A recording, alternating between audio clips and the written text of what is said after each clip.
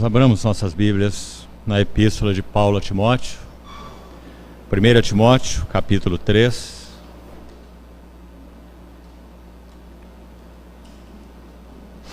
Primeira Timóteo, capítulo 3.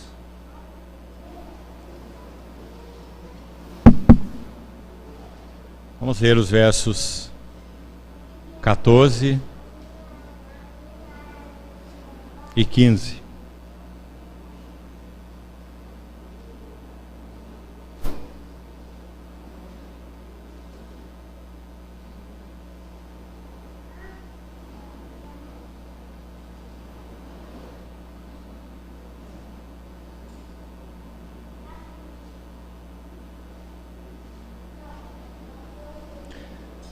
Escrevo-te estas coisas, esperando ir ver-te em breve, para que, se eu tardar, fiques ciente de como se deve proceder na casa de Deus, que é a igreja do Deus vivo, coluna e baluarte da verdade.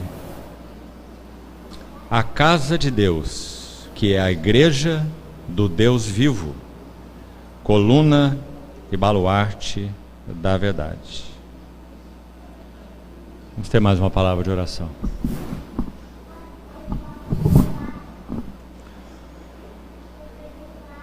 Amado Pai Celestial, como somos gratos mais uma vez pelo privilégio que temos de nos reunirmos com Tua Santa Palavra aberta diante de nós. Mais uma vez rogamos que possamos juntos nos alimentarmos da Tua Palavra, que é Espírito e é vida, Pão do céu. Pedimos a Ti, Senhor, que administre esse tempo, habilitando-nos pelo Teu Espírito Santo para falarmos e ouvirmos, recebermos, guardarmos e semearmos Tua Palavra em nossos corações. Assim nós confiamos esse ambiente, nossas vidas a Ti, e Te pedimos que o Senhor promova entre nós uma santa convocação, onde possamos realmente ouvir-Te, ver-Te e tocar-Te.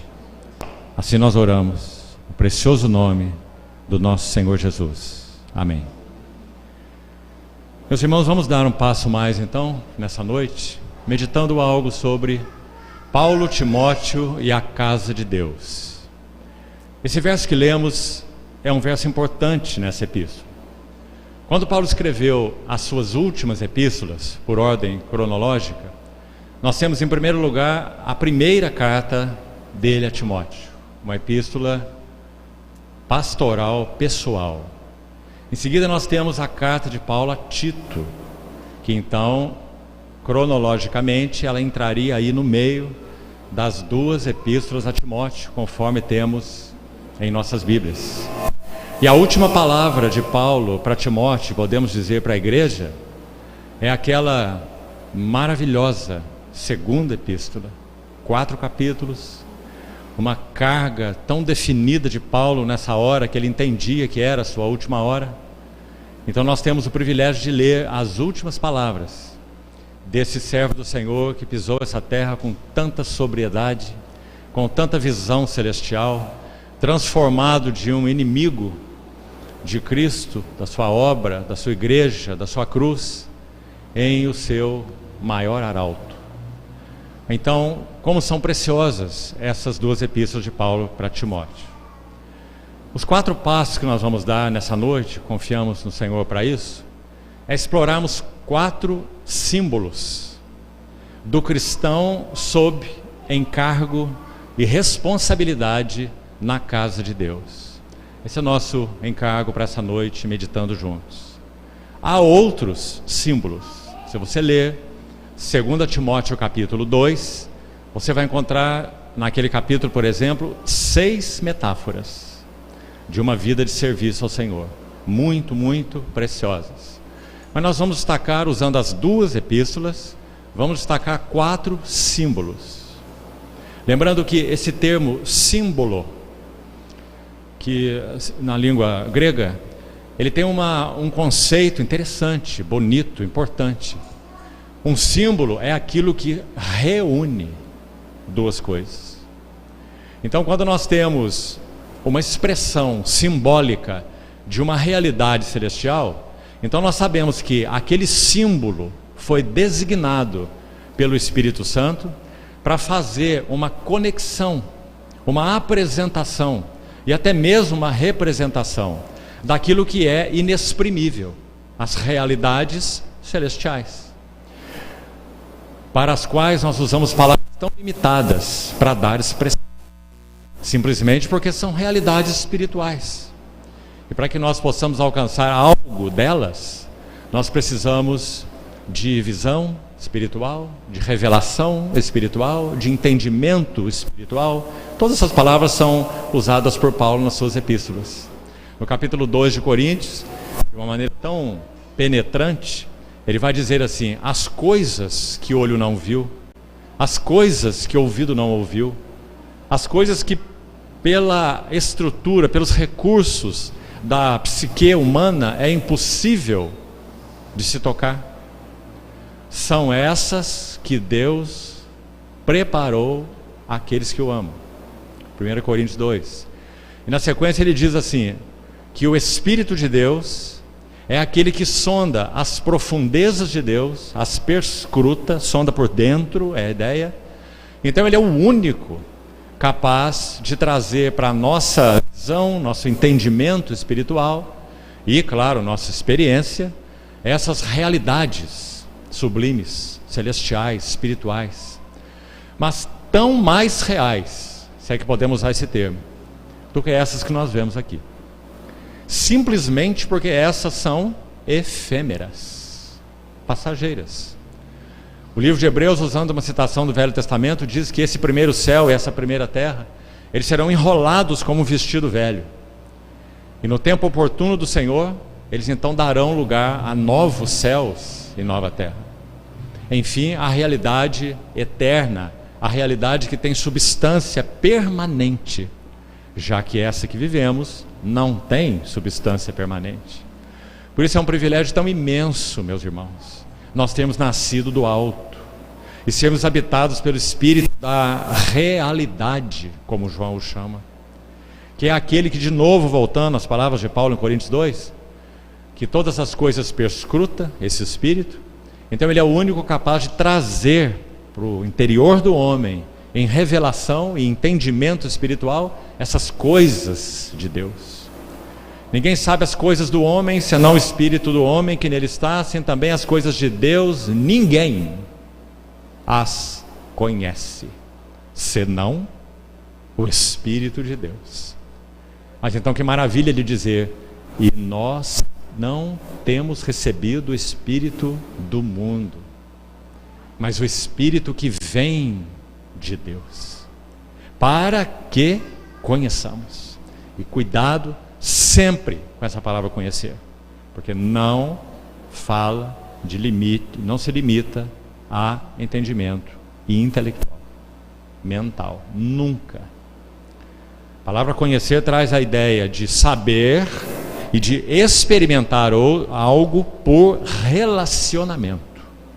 Muitos me dirão naquele dia, Senhor, Senhor, e eu lhes direi, nunca vos conheci. O Senhor não está dizendo, eu não sabia de vocês, certo? Ele sabe todas as coisas. Ele está dizendo, eu nunca tive um relacionamento particular com vocês, apesar de vocês terem usado o meu nome. Então apartai-vos de mim, vós os que praticais a iniquidade. Então esse é o sentido de conhecer, segundo a Bíblia. Então nós recebemos o Espírito de Deus para que conheçamos, num relacionamento pessoal, íntimo, real, porque Ele é o Espírito da verdade ou da realidade, que nos guiará em toda a realidade, aquilo que por Deus então nos foi dado gratuitamente. O primeiro símbolo do cristão sob encargo e responsabilidade na casa de Deus, nessas vamos reunir as duas epístolas, é a ideia de um administrador, ou podemos usar uma outra palavra, um fiduciário. Você já ouviu esse termo? Quando você compra um carro à prestação, e usa uma instituição bancária, você aliena o carro àquela instituição, e isso se chama alienação fiduciária. Então, o que é um fiduciário? Fiduciário é alguém para quem foi confiado um legado ou uma herança sob testamento. Essa é a definição de um fiduciário. Então, em primeiro lugar, algo é encarregado a ele. E não apenas algo é encarregado, um legado ou uma herança é encarregada a ele. E por essa herança ou por esse legado, ele tem responsabilidade, ou seja, o encargo fiduciário gerou nele uma responsabilidade. Então nós vamos ver 4 símbolos que creio são os principais, para nos ajudar a entender em que sentido nós, não apenas Paulo, não apenas Timóteo, não apenas os primeiros apóstolos e profetas, claro que não, do contrário nem mesmo nós estaríamos aqui, mas durante toda essa história da igreja, pela bondade e fidelidade do Senhor ao seu próprio nome, porque foi Ele quem disse: eu sim edificarei a minha igreja, e as portas do Hades não hão de prevalecer contra ela. Então Ele tem levantado por sua graça e continuará fazendo muitos fiduciários, muitos administradores, que não estão brincando de evangelho, que não estão distraídos daquele que é o evangelho, mas então, entendendo e recebendo o significado da carga desse depósito, então eles são fiéis administradores. A própria palavra fiducis, fiduciário, implica em alguém que é confiável. Isso é muito importante. Então vamos lá para esse primeiro símbolo, um fiduciário, guarde isso, ou um administrador fiel. Vamos olhar alguns textos então, vamos lê-los primeiro e vamos comentando algo. 1 Timóteo, primeiro texto, capítulo 1, verso 11. Preste atenção em cada um dos versos que vamos ler,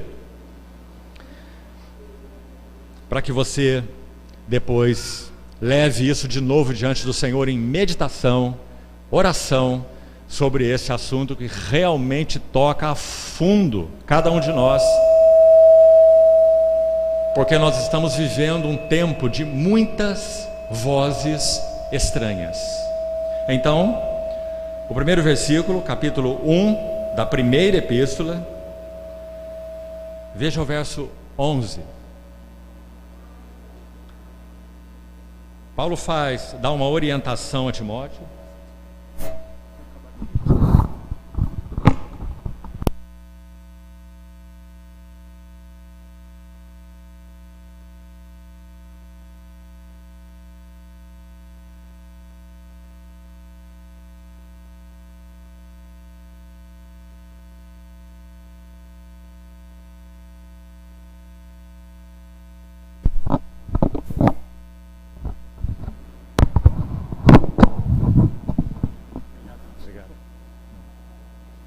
Então, versículo 11 da primeira epístola, capítulo 1, versículo 11.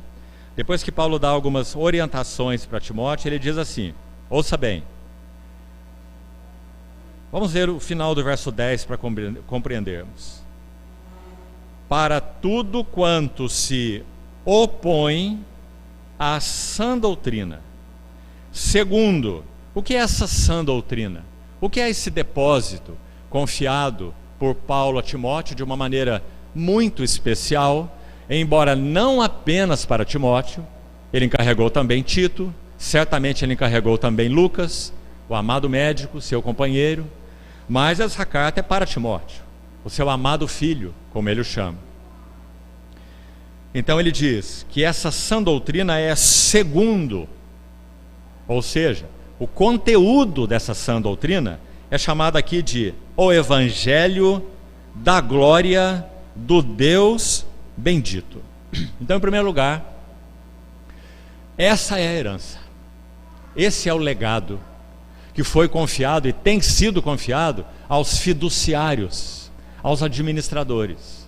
não é, meus irmãos, uma mensagem qualquer, não é uma interpretação particular da verdade, não é uma doutrina específica dentro do escopo chamado, na palavra de Deus, de o Evangelho, que diz respeito, por favor, ouça com atenção, diz respeito à própria pessoa gloriosa e obra gloriosa do nosso Senhor Jesus. Onde está escrito isso? Romanos 1. Paulo abre a Epístola aos Romanos, cujo tema é o Evangelho de Deus, e ele vai dizer que esse Evangelho diz respeito a Cristo, ou é com respeito a Cristo, ou seja, Cristo é o Evangelho.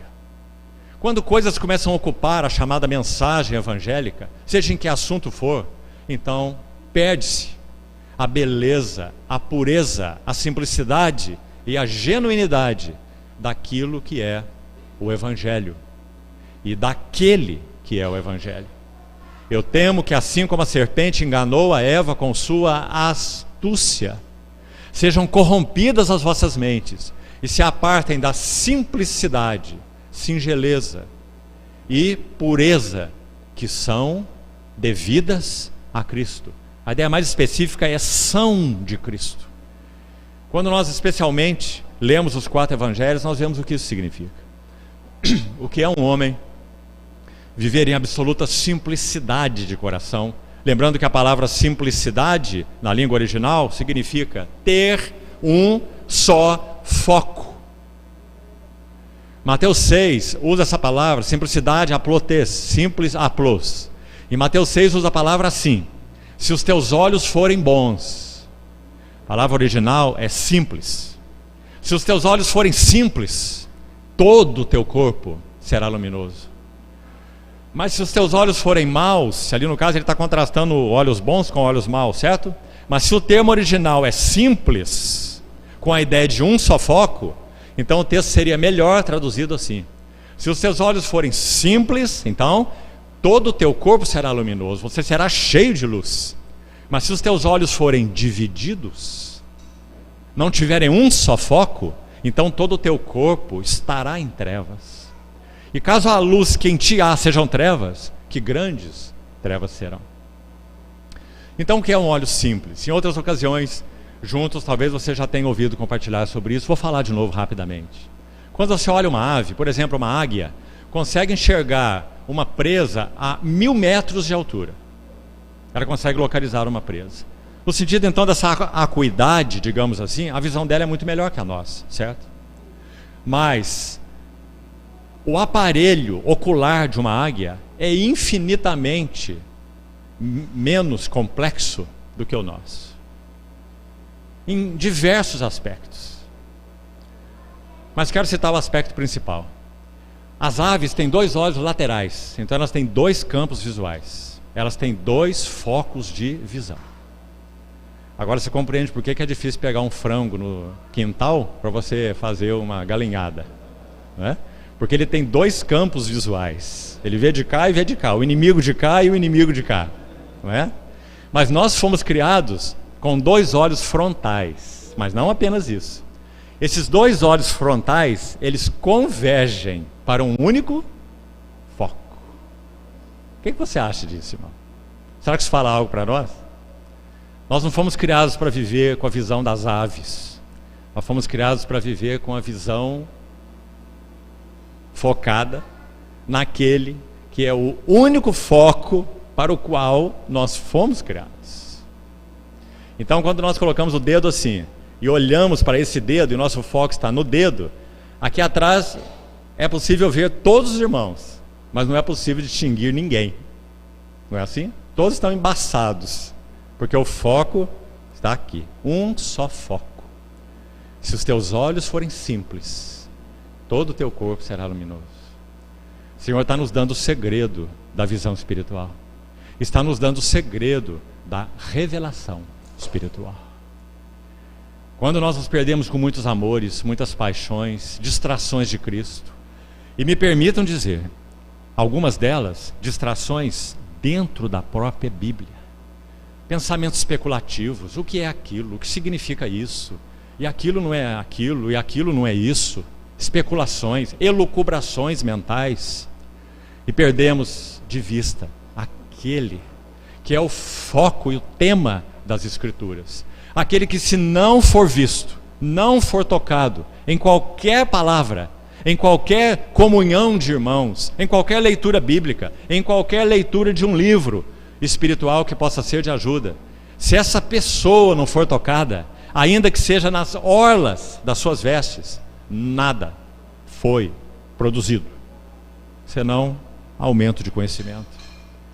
E aí os cristãos vão se tornando como grandes cebolas, uma cabeça enorme e uma raiz desse tamanho, sem fundamentos. Quando sopra o vento, a casa cai. Então, meus amados irmãos, Paulo compreendia essas coisas muito mais do que todos nós juntos. Então ele diz, concluindo o verso 11: o evangelho da glória do Deus bendito. Esse é o legado, Timóteo. Essa é a herança, Timóteo. Então, ele diz, do qual eu fui, olha essa palavra, encarregado. Porque ele é fiduciário, ele é administrador, ele sabe o tamanho desse depósito, ele sabe que ele não está fazendo joguinhos de palavras. Aliás, quando ele escreve para Coríntios, ele fala assim: Deus é testemunha que com sinceridade temos vivido diante dele e não estamos como muitos mercadejando a palavra de Deus. E o termo para mercadejando é adulterando ou misturando a palavra de Deus com outras coisas. E ele se encheu de zelo quando ele viu que haviam, especialmente, não somente, mas haviam judaizantes e também gnósticos que estavam assediando as assembleias locais, todas da Galácia, a dos Colossenses, a dos Efésios, por exemplo, para que então eles colocassem algo mais ao lado de Cristo. Quando ele escreve aos Gálatas capítulo 3, ele diz assim: ó Gálatas insensatos, quem vos enfeitiçou a vós outros? Fascinou, você vai ter na sua versão revista atualizada. Mas o termo é mais sério. Paulo está falando como se fosse um feitiço mágico, uma operação espiritual de engano, como ele chama, escrevendo aos Tessalonicenses. Então, quem vos enfeitiçou? Porque vocês começaram bem e agora estão se aperfeiçoando na carne. Aqueles judaizantes e gnósticos não diziam assim: não, esqueçam de Cristo. Cristo, quem é Cristo? Eles não diziam assim. Eles diziam assim: Cristo é muito bom, mas você não poderá ser maduro, adulto, perfeito, completo, avançar, se você não acrescentar isso e mais isso. Lua nova, sábados, circuncisão, regras cerimoniais.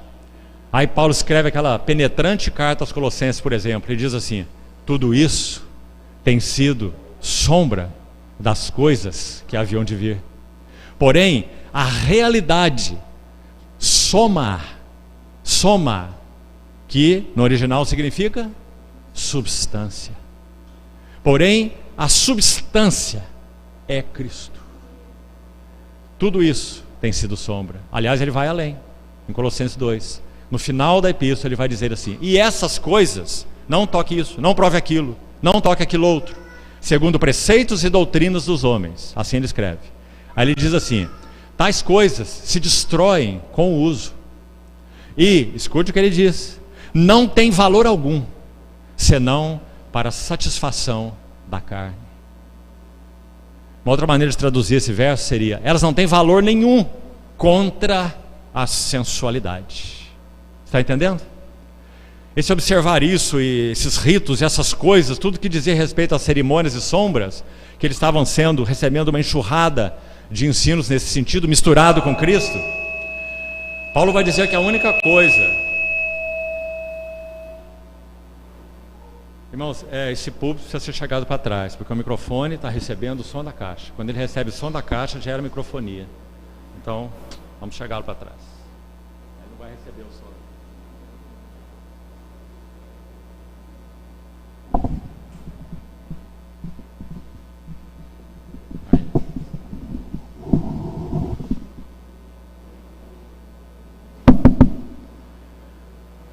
Então, Paulo vai dizer em Colossenses 2, na parte final, que essas coisas não têm valor nenhum.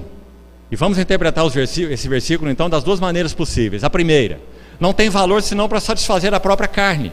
Eu não toco isso, eu não toco aquilo, eu não como aquilo, eu celebro as duas novas, eu guardo os sábados, eu me circuncido, mas eu tenho Cristo também, meu Salvador é Cristo. Mas para que eu seja perfeito, maduro, completo, eu preciso dessas coisas. Esse era o ensino daqueles que estavam se infiltrando nessas assembleias. O outro sentido desse mesmo versículo, Paulo vai dizer que essas coisas não têm valor nenhum, senão para satisfazer, ou melhor, não tem valor contra as paixões e concupiscências da carne. Ou não tem valor, não te darão poder contra uma vida sensual. Compreendeu? Por isso esse fiduciário de Deus, Paulo, ele ardia com relação a esse depósito que lhe foi confiado. Não era, em primeiro lugar, ouça bem, um conjunto, um escopo de doutrinas, um corpo de doutrinas. Não. É o evangelho da glória do Deus bendito. Que, como já falamos, ele escreveu aos Romanos, diz respeito ao próprio Cristo, sua pessoa gloriosa e sua obra gloriosa. Quem no Novo Testamento falou mais para nós da pessoa gloriosa e da obra gloriosa do nosso Senhor do que Paulo? 13 livros ele escreveu dos 27 do Novo Testamento. Então, eu fui encarregado. Capítulo 1, verso 11. Vamos para o próximo. Olha o mesmo capítulo 1, verso 18, para chamarmos bastante atenção para essa carga, ou para esse encargo, para essa, consequentemente, responsabilidade. Não é uma questão de nos reunirmos para estudo bíblico. Não é uma questão de abrirmos o livro, estudarmos versículo por versículo e palavra por palavra. Isso pode nos ajudar, nos ajuda, mas é muito mais do que isso, infinitamente mais. Então, verso 18, ele vai dizer assim: este é o dever que eu te encarrego. Então, primeiro eu fui encarregado, verso 11, e depois no verso 18, eu te encarrego. Irmão, querido irmão e irmã, essa é uma grande coisa, porque Paulo sabia muito bem, aliás está aí nas suas epístolas, que ele estava encarregando algo para alguém que em si mesmo, quanto à sua estrutura psicoemocional e até física, era um jovem débil, Timóteo. Você sabe disso, não é? Paulo aconselha, inclusive, algumas coisas relacionadas à sua saúde. E ele diz: eu te encarrego, verso 18, ó filho Timóteo, segundo as profecias de que antecipadamente foste objeto, combate firmado nelas o bom combate. O apóstolo Paulo tem uma visão tão clara de que esse Timóteo, seu amado filho na fé, ele foi encarregado mediante palavra de Deus, é o sentido de profecia aí, da qual ele foi objeto. Então ele foi encarregado não exatamente por Paulo, ele foi encarregado por Deus, mediante as profecias das quais foi objeto. Então Paulo sabe que o grande fiduciário de Deus se chama Espírito Santo. Então ele vai dizer: sim, você vai combater o bom combate da fé, mediante a palavra que te foi dada, mediante a carga, em função da carga que te está sendo confiada, e por causa do Espírito da verdade, que irá te habilitar para ser um fiduciário adequado. Mais um texto, capítulo 6, verso 20. 1 Timóteo 6,20. E tu, ó Timóteo, guarda o que te foi, outra palavra importante aqui, ó, confiado. Por isso fiduciário. Algo foi confiado, um legado, uma herança. E Paulo está dizendo: guarda o que te foi confiado e evita falatórios inúteis. Oh, meus irmãos, vamos ouvir bem o que Paulo está falando para Timóteo, para que nós guardemos nosso coração, nossa mente, nossos ouvidos. e não apenas inúteis, mas profanos, ou seja, ofensivos à glória do Evangelho, à santidade de Deus e às contradições do saber. Queria também chamar a atenção dos irmãos para isso aqui, porque quantas vezes nós nos desculpamos quando nós entramos aí em especulações bíblicas e chamamos isso de saudáveis contradições do saber. Na verdade, devíamos chamar de uma tremenda perda de tempo, porque nós não estamos focados naquele que é o Evangelho. E sabe, meus irmãos, infelizmente, quão poucas são as riquezas de Cristo que o cristianismo atual tem descoberto. De um Cristo tão insondável, inesgotável. Como nós precisamos tocar nas riquezas insondáveis do nosso amado Senhor.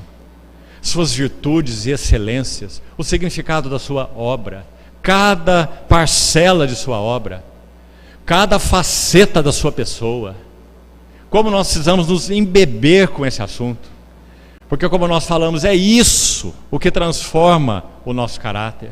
Veja a vida do apóstolo Paulo, veja essa paixão consumidora. Se ele estivesse vivo, quem será que ele seria? Ora, ele estaria lá em, sei lá onde, naturalmente falando, em Harvard, o maior teólogo da face da terra, naturalmente falando. Mas não é para lá que ele iria, não tenha dúvida, porque o coração desse homem queimava por causa do Evangelho, da glória do Deus bendito. Queimava por causa das riquezas insondáveis de Cristo. A mim, o menor de todos os santos, me foi dada esta graça. Olha o fiduciário aí, Efésios 3:8, de pregar o Evangelho das insondáveis riquezas de Cristo. E ainda não terminou. Ele disse, e manifestar, pregar e manifestar, qual seja a dispensação do mistério, desde os séculos oculto em Deus, que criou todas as coisas. Você está vendo qual era o Evangelho de Paulo? Para resumir em uma frase, precisamos avançar. Paulo teve uma visão única do novo homem, da nova criação. Cristo, o cabeça glorioso, sua pessoa divina, sua encarnação, sua morte, sua ressurreição, sua ascensão, glorificação, entronização, segunda vinda, tantos temas que tocam diretamente a pessoa dele.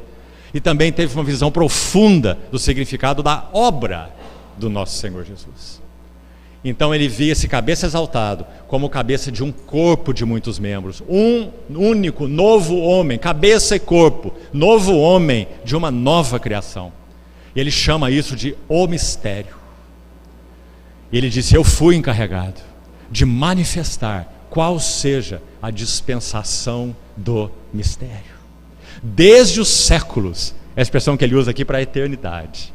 Tão lindo ele dizer isso, irmãos. Em Efésios ele diz, Efésios 3 e Romanos 16 também, terminando a carta aos Romanos, ele vai dizer que esse segredo foi guardado em silêncio nos tempos eternos. Então ele diz, para manifestar qual seja a dispensação do mistério desde os séculos oculto em Deus que criou todas as coisas. E para que pregar o Evangelho das insondáveis riquezas e manifestar esse mistério maravilhoso, Cristo e a igreja? Para quê? Para que pela igreja a multiforme sabedoria de Deus se torne conhecida agora de principados e potestades nos lugares celestiais. Amados irmãos, é esse Evangelho que também nos foi confiado.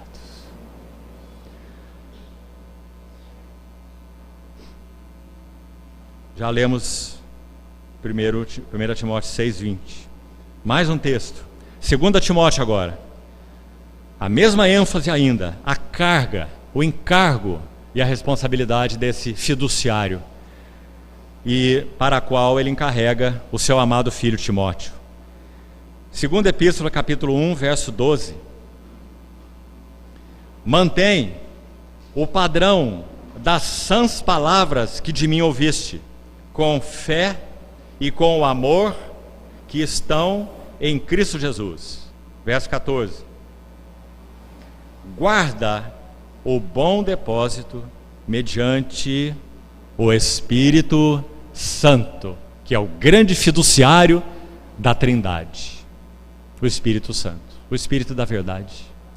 Mediante o Espírito Santo, guarda o bom depósito, mediante ele o Espírito que habita em nós. São textos, então, muito claros, que demonstram a carga do coração de Paulo quando ele toca esse assunto do Evangelho que diz respeito às glórias da pessoa e obra e propósito do nosso Senhor Jesus. Agora, vamos para mais um texto ainda aqui.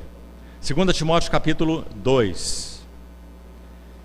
Verso 1 ele diz assim: Tu, pois, filho meu, fortifica-te na graça que está em Cristo Jesus. Agora olha esse verso 2, que interessante, que bonito, irmãos. Esclarece um aspecto da carga de Paulo que, podemos dizer, nos toca diretamente. Olhe lá. O que de minha parte ouviste, através de muitas testemunhas. Então vamos pensar numa corrente de elos aqui, para talvez esse verso ficar mais claro. O primeiro elo se chama Paulo, que recebeu essa carga e esse evangelho, e esse legado e essa herança de nenhum homem, mas de uma revelação direta e pessoal do Cristo ressurreto, que se apresentou a ele mais de uma vez, a primeira vez na estrada de Damasco. Então, ele é o primeiro elo, já que não recebeu de homem nenhum, muito diferente de todos nós. Na sequência, veja, isso mesmo, essa palavrinha tão importante, irmãos, transmite. Vamos parar nela um pouquinho. Queridos irmãos e irmãs, casais, em especial que têm filhos, ouça com atenção e ore sobre isso. A única finalidade, o único propósito de Deus nos dar filhos é a continuidade do testemunho do Senhor. Não há outra finalidade de termos filhos, porque termos filhos também é efêmero. Nós não teremos essa realidade de pais e filhos no céu. Certamente nós nos reconheceremos, mas não teremos a realidade de famílias separadas. É uma realidade da terra, que expressa em toda a sua beleza e todo o seu significado, já que é muito bela. Olha o que Paulo escreve em Efésios 5, sobre maridos e mulheres, pais e filhos, não é? Tem um lugar único. Lugar único para quê? Para o nosso prazer, desfrute, gozo e alegria? Nosso. Tem lugar para quê? Quando ele está falando que um homem deixa a casa do seu pai, se une à sua mulher e se fazem os dois uma só carne, ele vai dizer: eis porque deixará o homem seu pai e a sua mãe e se unirá à sua mulher, e se tornarão os dois uma só carne. Eis porque. Não é para que eles tenham uma vida gozosa em qualquer aspecto que seja, mas porque eles foram chamados para nessa relação representarem, apresentarem, testemunharem qual é o significado da maior, sublime, mais perfeita, eterna relação, Cristo e a igreja. Se o casamento não atinge esse objetivo, ele é falho, está muito aquém daquilo para o qual o Senhor nos tem chamado. E a mesma coisa com relação aos nossos filhos. Por isso nós temos que gastar tempo com eles, temos que cuidar deles, temos que inculcar pela graça de Deus, porque é claro que esse é um trabalho do Espírito Santo, claro, mas dele nós somos os cooperadores, inculcando, Deuteronômio capítulo 6, a palavra de Deus no coração dos nossos filhinhos. Creio que você já deve ter ouvido a história, por exemplo, do conde Zinzendorf, que aos 6 anos de idade, ele era um nobre, morava em um castelo. Aos 6 anos, ele escrevia uns bilhetinhos, abria a janela do seu quarto, jogava pela janela suas cartinhas, e ele orava assim: ó Deus, envia os teus anjos para buscar as minhas cartas de amor para ti. 6 anos de idade. E você sabe o que o Senhor fez com esse homem, não sabe? Ele foi a chave do movimento Morávio, que enviou missionários para o mundo todo. Durante os anos em que os moravos enviaram missionários, eles enviaram mais missionários para a face da terra do que a igreja toda tinha enviado em 200 anos de história. Meus amados irmãos, quando o Senhor nos confia filhos, nós somos fiduciários. Nós somos administradores de um grande encargo, para que haja continuidade do testemunho do Senhor. Há algo mais triste para um pai do que um filho que não prossegue com o Senhor, ou não conheceu o Senhor, ou não ama o Senhor, ou se distraiu com tantos alvos, interesses, ambições e luzes piscantes, coloridas dessa vida, que perdeu o sentido do que significa ser um cristão. Será que há coisa mais dolorosa para o coração de um pai ou de uma mãe que ame o Senhor? Há? Não há. Porque filhos não são nossos. Filhos nós recebemos do Senhor, porque eles são herança para o Senhor. Quando você lê aquele versículo, você tende a pensar assim: herança do Senhor são os filhos e fruto do ventre é o seu galardão. Pense sobre o que você está lendo. Porque parece que a maioria interpreta esse verso assim: eu recebi filhos porque o Senhor me deu uma herança. Mas não é isso que o versículo está dizendo. Não tem nada a ver com isso, é o contrário. O versículo está dizendo que o Senhor nos deu filhos porque Ele nos confiou uma herança que é a Ele, que é para Ele e não para nós. Herança do Senhor são os filhos, e o fruto do ventre são o seu galardão. Então qual é o propósito de termos filhos? Mais uma vez, a continuidade da tocha, do testemunho de amor pelo nosso Senhor. Então transmite a homens fiéis e idôneos. Acho que já contei isso para os irmãos outras vezes, mas entendo que não devo dar o passo seguinte aqui sem te contar de novo. Sabe, irmão, durante aquele tempo do movimento Morav, uma história entre tantas, aquele lindo tempo histórico.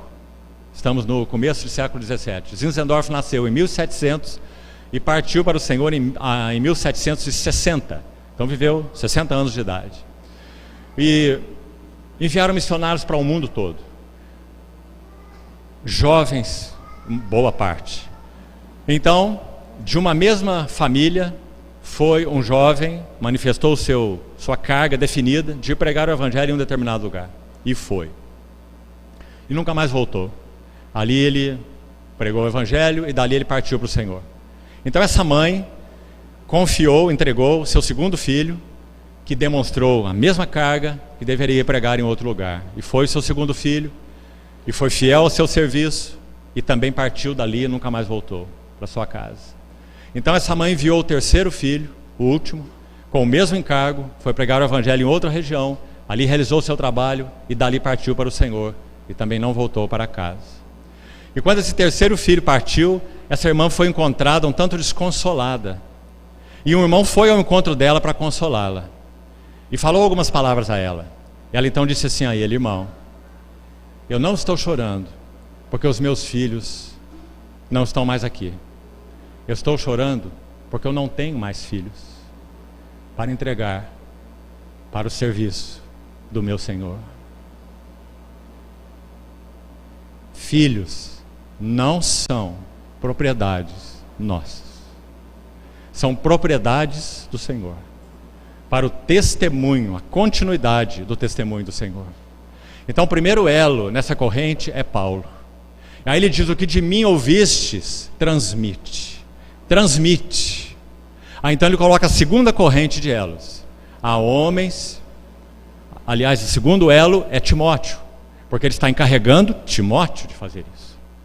Então o primeiro elo é Paulo, o segundo é Timóteo. O que de minha parte ouviste, Timóteo, você, o segundo elo, transmite. E o terceiro elo é homens fiéis e idôneos. Fiéis não precisa explicar do que fala, mas idôneos fala de caráter. Caráter.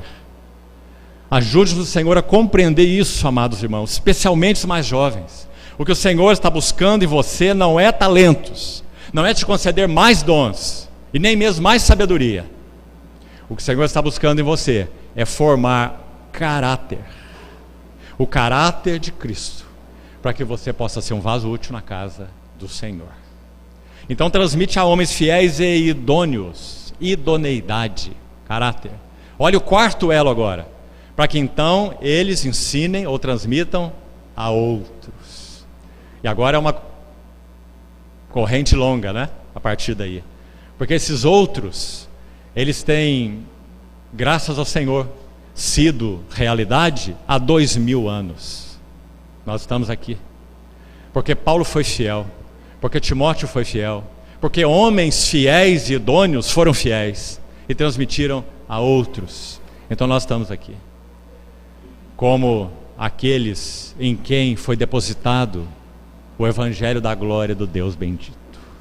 Louvado seja o Senhor, cada um de nós. Então, aí está primeiro símbolo, a primeira metáfora que eu gostaria de destacar. Não veja, não pense no evangelho de uma outra maneira, querido irmão. Ele é um legado que te foi confiado. Segunda metáfora, capítulo 1 de novo, verso 18, que já lemos. Paulo vai dizer no final do verso assim: combate. Então a segunda metáfora que queria explorar, o segundo símbolo, é a desse combatente. Nós vamos ver que ele usa uma outra palavra para esse combatente, já vamos chegar lá. Então ele diz: combate nelas. Nelas o quê? Nas palavras de Deus, ou profecias, das quais você foi objeto.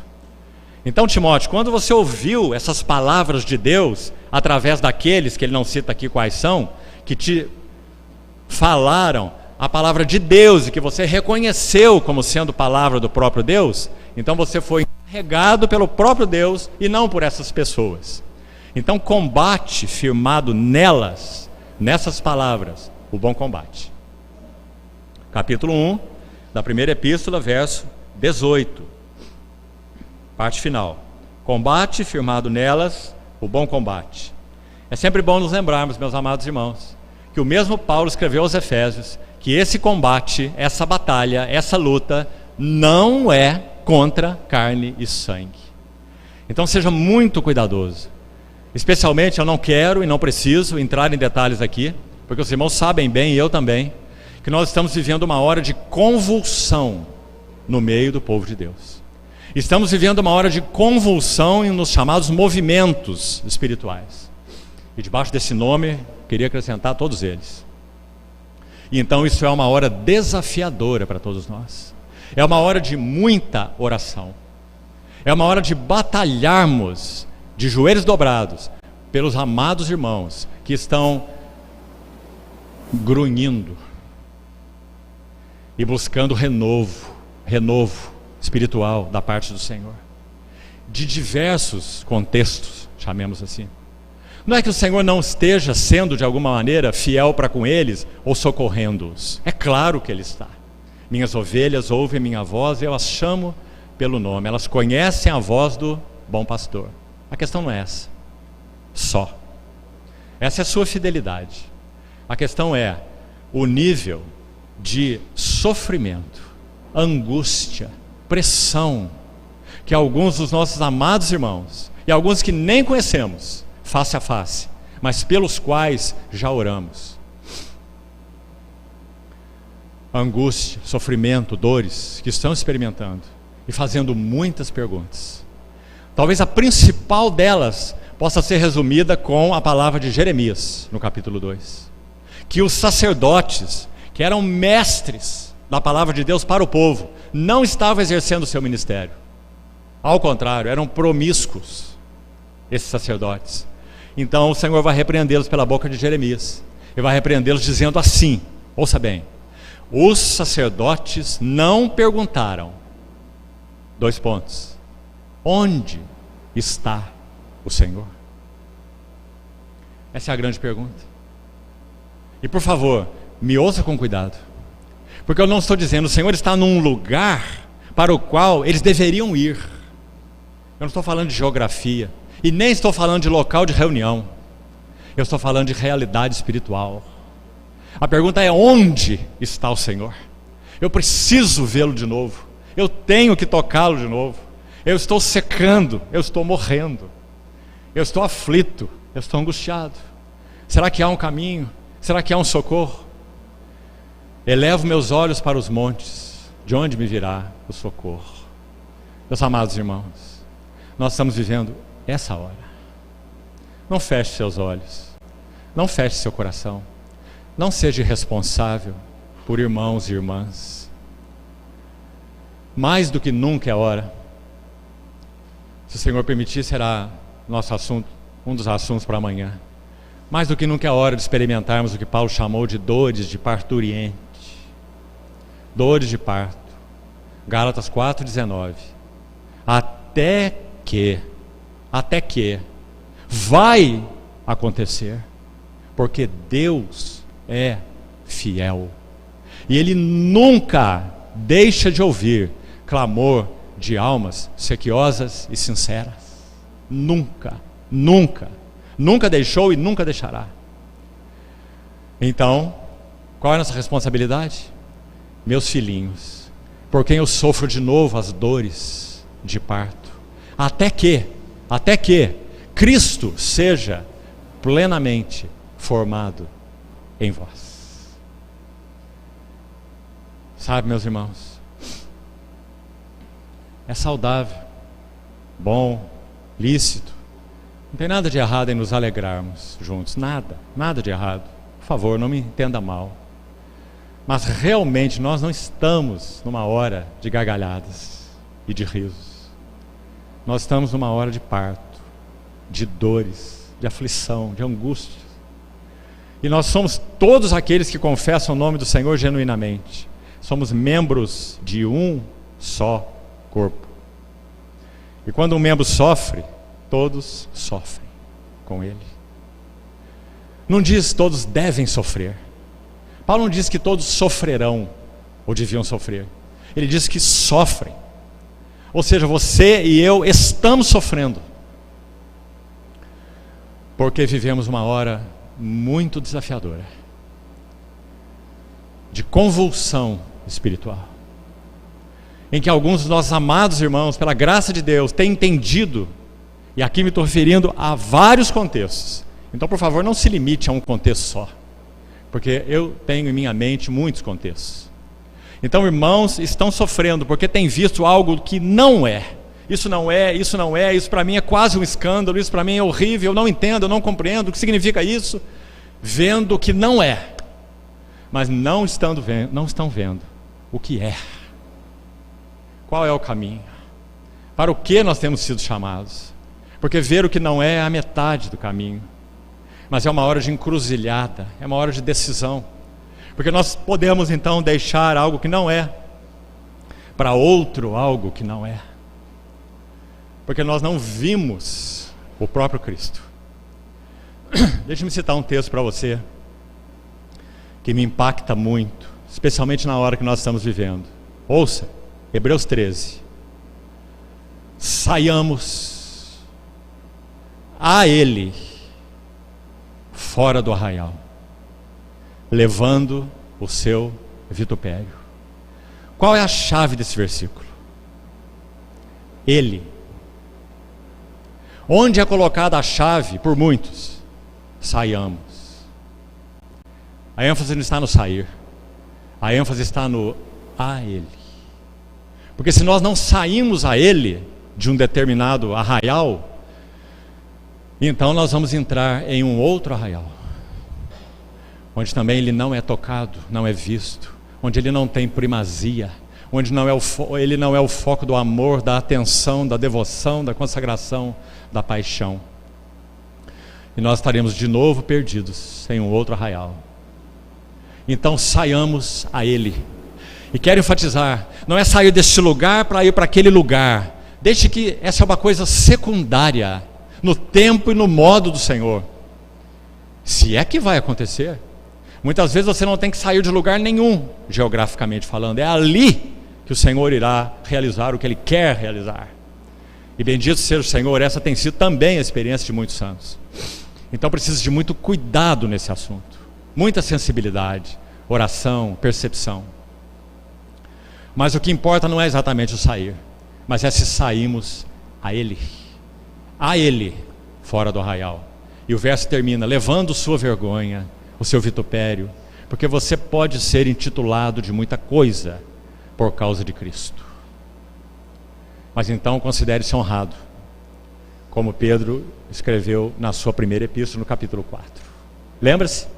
Amados, não estranheis o fogo ardente que surge no meio de vós, destinado a provar-vos, como se alguma coisa extraordinária vos estivesse acontecendo. Pelo contrário, alegrai-vos na medida em que sois coparticipantes dos sofrimentos de Cristo.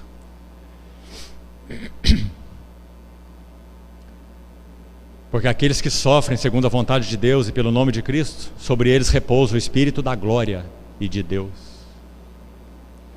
Então, meus amados irmãos, sejamos mais sensíveis, tenhamos joelhos mais dobrados, sejamos mais perceptivos, para que o Senhor nos dê palavras de sabedoria, de consolo, se é o caso de orientação, ou até de aconselhamento, com sabedoria.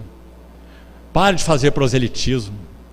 Cuidado, Laodiceia saiu de Filadélfia.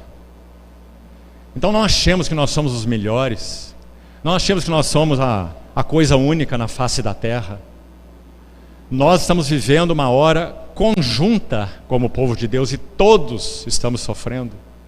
Se o Senhor tem colocado juntos alguns irmãos que amam o Senhor, que querem o Senhor e só o Senhor, esse é um privilégio que nós estamos tendo. Mas isso não nos faz únicos, em nenhum sentido. Isso nos faz extremamente responsáveis. Que o Senhor nos guarde de soberba espiritual, que é o pior tipo de soberba. É a soberba de Laodiceia. Eu estou rico, venha para aqui, estou abastado, não preciso de nada. E o Senhor vai dizer: compre de mim colírio para ver a vergonha da tua nudez, compre de mim ouro para te enriqueceres. Mas tão lindo é que mesmo para a Assembleia nessa condição, Ele vai dizer: eu repreendo e disciplino a quantos eu amo. Oh, meus irmãos, quando nós estamos com náuseas, o que acontece conosco é colocar para fora. E o Senhor disse que aquela Assembleia, por causa da sua soberba espiritual, estava nauseando a Ele. Mas Ele não disse que Ele iria colocar para fora. Ele disse que estava repreendendo a todos quantos Ele amava. Mas então Ele reivindica algo deles. Ele diz: sê, pois, zeloso e arrepende-te. Porque eu estou à porta e bato. Se alguém ouvir minha voz e abrir a porta, eu entrarei. Cearei com ele e ele comigo. Bendito seja o Senhor por uma fidelidade tão grande. Nós não suportaríamos. Quão gentil é o Senhor, quão paciente é o Senhor. Então, meus irmãos, esse zelo queimava no coração do apóstolo Paulo. E agora ele sabe que ele vai partir. Se fôssemos usar mais um exemplo, usaríamos também o de João, quando estava exilado na ilha de Patmos. Ele tem uma visão única ali. Em todos os sentidos é única. Primeiro, ele ouve uma voz que falava com ele por trás. Você não vai encontrar em nenhum lugar da Bíblia o Senhor queria se apresentar para alguém e chegar por trás da pessoa. Só ali, em Apocalipse 1. Então diz assim: eu ouvi por trás de mim uma voz que dizia: o que vês, escreve em livro e manda às igrejas. E cita as 7 igrejas, de Éfeso até Laodiceia. Então João diz assim: eu me voltei para ver quem falava comigo. Quem está ali é o último apóstolo do Cordeiro, exilado na ilha de Patmos. De novo, use a tua imaginação santa. O que será que passava no coração desse homem? Em um dia extremamente limpo de Patmos, você consegue ver a costa da Turquia, que naquele tempo era a Ásia Menor, onde estavam as igrejas, que segundo é dito na tradição cristã, João cuidou de todas elas, como apóstolo do Cordeiro que era. Um homem tão trabalhado nas suas entranhas de amor pelo Senhor. Então, João estava naquela ilha, Podemos imaginar essa cena, olhando em direção àquela costa, onde estavam as 7 igrejas, e quem sabe, orando e pensando: eu estou aqui exilado por causa da palavra de Deus e do testemunho do Senhor. O que será do testemunho do Senhor? Eu sou o último dos apóstolos. Todos já haviam partido, inclusive Paulo. Todos. O que João tinha no seu coração? Qual será o fim? Qual será a continuidade? Como será a continuidade do testemunho do Senhor? Então nós temos essa maravilhosa visão. A voz que se apresentou a ele. Então ele vira para trás e diz: voltei-me para ver quem falava comigo. E quando voltei, eu vi 7 candeeiros de ouro. O que está acontecendo aqui? Aquelas assembleias que estavam ali na terra, na Ásia Menor, que João cuidou delas, agora ele vê essas assembleias representadas como 7 candeeiros no céu. E ele vê que no meio dos candeeiros havia um semelhante a Filho do Homem, cingido à altura do peito com uma cinta de ouro e vestido com vestes talares. São as vestes do sumo sacerdote. O que João viu? João viu que, embora ele fosse o último apóstolo do Cordeiro, era como se ele ouvisse então aquela voz do Senhor assim: João, a tua obra em meu nome irá terminar, mas a minha obra irá prosseguir, mesmo que sem você. João, essas assembleias que você cuidou aí, elas estão diante de mim, e eu sou aquele que passeia no meio delas. Fazendo o quê?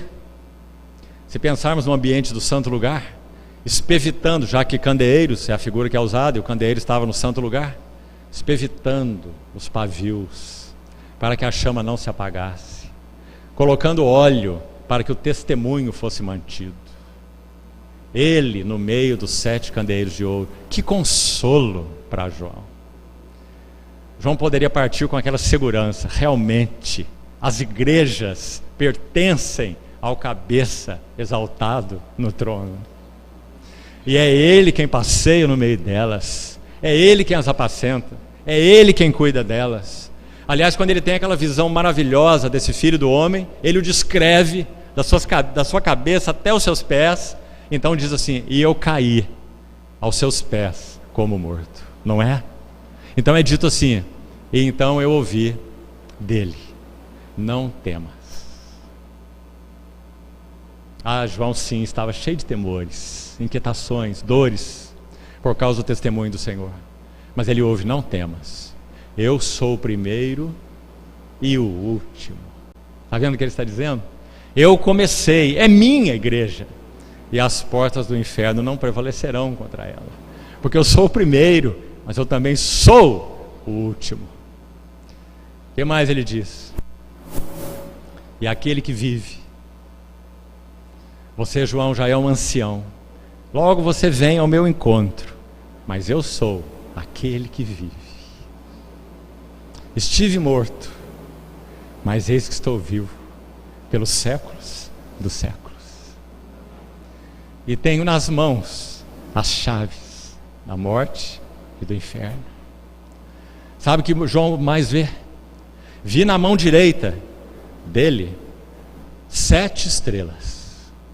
Ele vai interpretar o que são as 7 estrelas, ele mesmo vai dizer que as 7 estrelas são os 7 anjos ou mensageiros das 7 igrejas. E para que nos lembremos, os mensageiros das 7 igrejas, nas palavras dele mesmo, João, aí nesse contexto, são aqueles que têm ouvidos para ouvir o que o Espírito diz às igrejas. Esses são os mensageiros. Não é uma questão oficial, não é uma questão posicional, é uma questão de ouvir o que o Espírito tem dito às igrejas. Então, ele diz: vi na sua mão direita, ou seja, sua destra ressurreta de poder, que ninguém pode abalar. Vi na sua mão direita 7 estrelas, os 7 mensageiros. Da sua boca saía-lhe, aliás, antes disso, o seu rosto brilhava como o sol na sua força, sua face.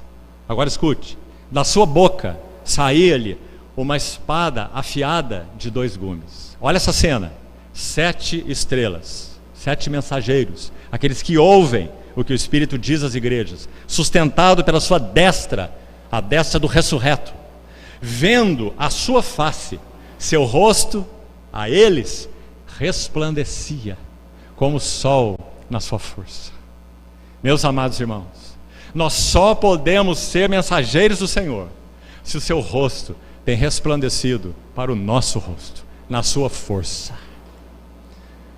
Contemplando como por espelho a glória do Senhor, somos transformados de glória em glória. Contemplai-o e sereis iluminados, e os vossos rostos jamais sofrerão vexame ou vergonha. E o que mais esses mensageiros têm garantido a eles? Os que ouvem o que o Espírito diz às igrejas, eles têm garantido o brilho do seu rosto, porque eles ouvem sua voz, e têm garantido a palavra que lhes sai da boca. E é com ela que eles operarão. Não confiarão em estratégias, em mecanismos, em movimentos, em apostilas, ou seja lá o que for, mas operarão com a espada afiada de 2 gumes nas suas mãos. A espada que lhes sai de sua boca. A espada que é poderosa para salvar almas. A espada que é um martelo que esmiuça rochas, penhas, dureza de corações. A palavra que é viva e eficaz, a palavra que é espírito e vida, a palavra do Senhor. Então foi assim que João viu o Senhor naquela ilha de Patmos. Quão consolado João agora estava. Então ele podia escrever suas cartas para 7 igrejas e muita coisa mais. Então, vamos voltar. Nós já estamos no segundo símbolo, que é exatamente esse do combatente, como nós falamos. Combate, firmado nelas, o bom combate. Há mais um texto que gostaria de destacar ainda, 2 Timóteo. 2 Timóteo capítulo 2. Veja os versos 13 e 4.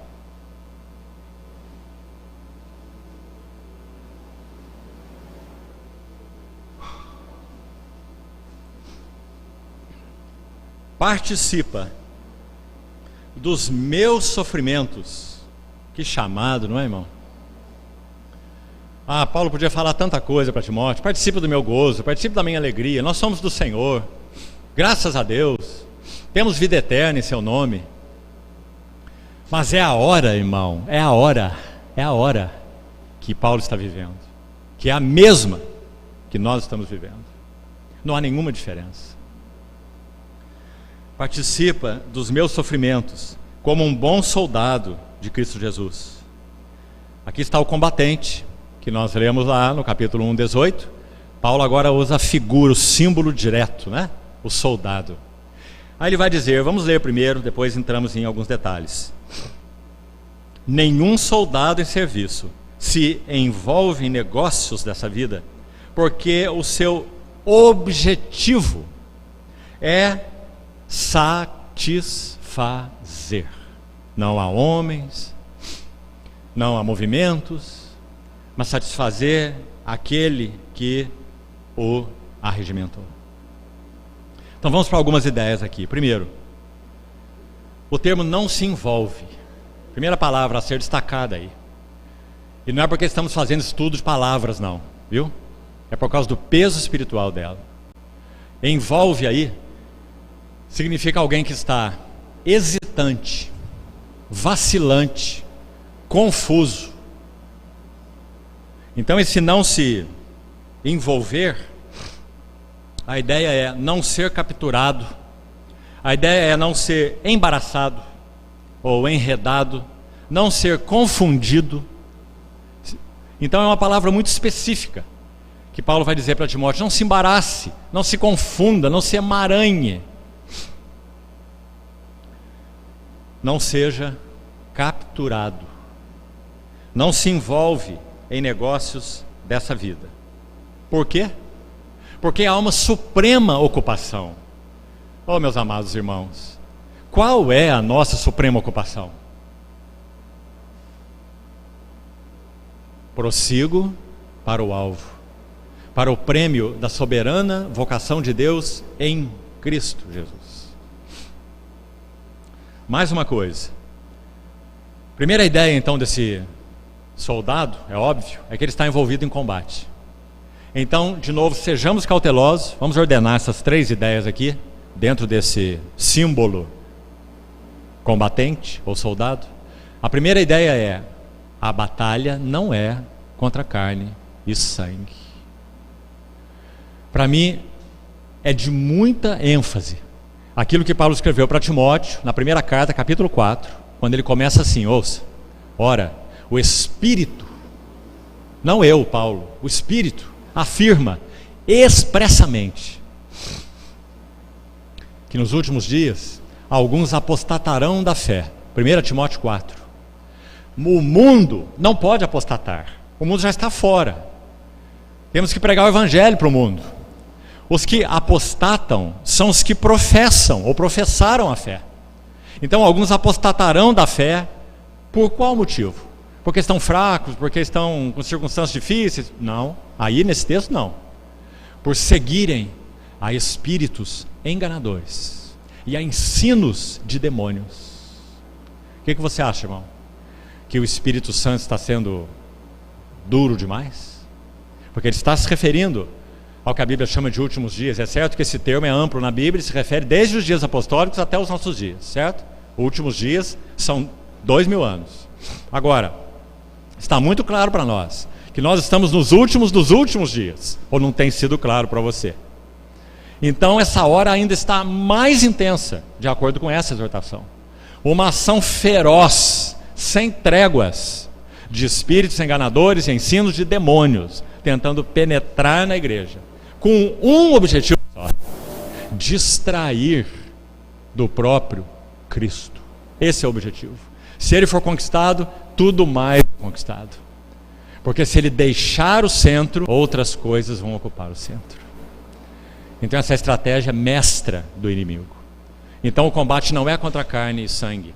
Por isso Paulo escreve assim aos Colossenses capítulo 2: eu quero que vocês saibam que grande luta eu venho mantendo por vós, pelos laodicenses e por quantos não me viram face a face, para que os vossos corações sejam confortados, vinculados juntamente em amor, e tenham toda a riqueza da olha as palavras como ele acumula, olha os superlativos, toda a riqueza da forte convicção do entendimento, para compreenderem plenamente o mistério de Deus, Cristo, em quem estão ocultos todos os tesouros da sabedoria e do conhecimento. Isso eu vos digo para que ninguém vos engane com raciocínios, argumentos atraentes. Irmãos amados, temos vivido uma hora de argumentos atraentes para todos os lados.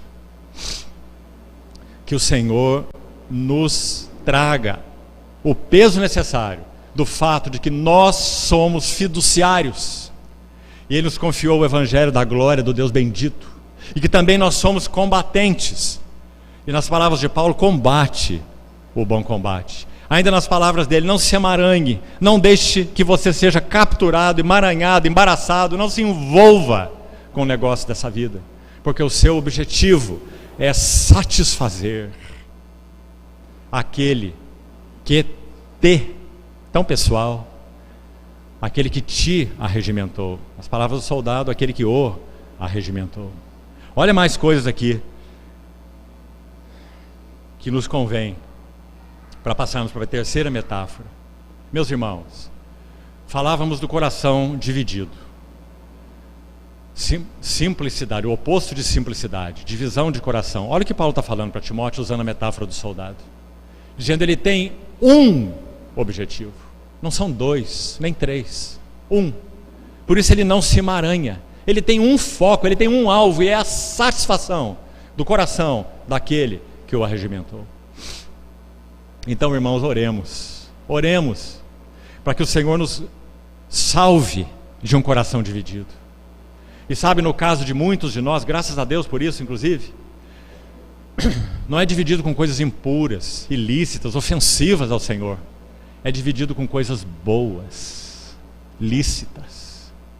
Quando o Senhor proferiu aquela parábola do semeador e disse sobre a semente que é semeada entre os espinhos, tem tantos detalhes ali. Talvez nós compartilhemos essa parábola ainda nesse tempo que teremos até no domingo. Talvez, vamos ver como o Senhor nos dirige.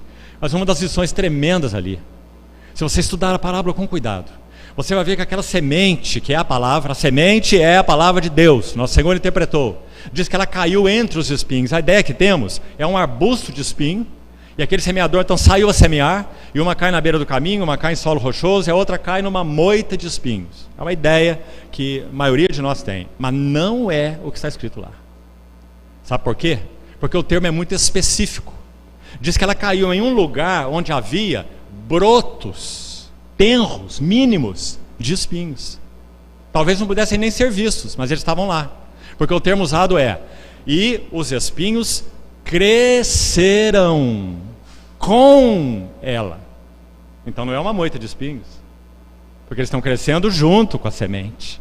Compreendeu, irmão?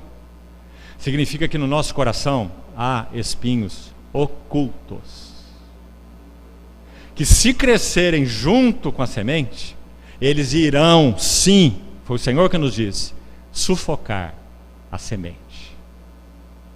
Não é que nós vamos perder a nossa condição de filhos de Deus. Não, não é isso não.